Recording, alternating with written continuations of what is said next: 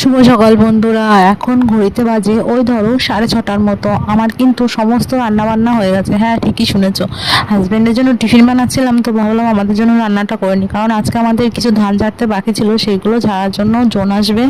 তো সবাই মাঠে থাকবে, বাড়িতে কেউ থাকবে না, তাই জন্য ছেলেকে নিয়ে পারবো না বলে একা একা রান্না বান্না একবারে সেরে নিয়েছি। তো রান্না বান্না সেরে ঘরে এসে বিছানা বাড়ি তুলে নিলাম, নিয়ে তারপরে একটুখানি চা খেয়ে নিলাম। অনেক দিন পরে আজকে চা খাচ্ছি, জানো তো। মাঝে আমি চা খাওয়া ছেড়ে দিয়েছিলাম, তো আজ আবার একটু ইচ্ছা হলো, সেই জন্য একটু খেলাম।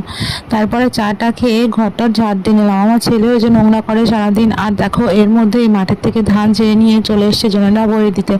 তো তারপরে এই যে ঘরটা সুন্দর করে মুছে নেব। এই সাইডটা আজকে ফাঁকা ছিল, সেই জন্য এই সাইডটা আজকেও তোমাদের সঙ্গে দেখাতে পারলাম।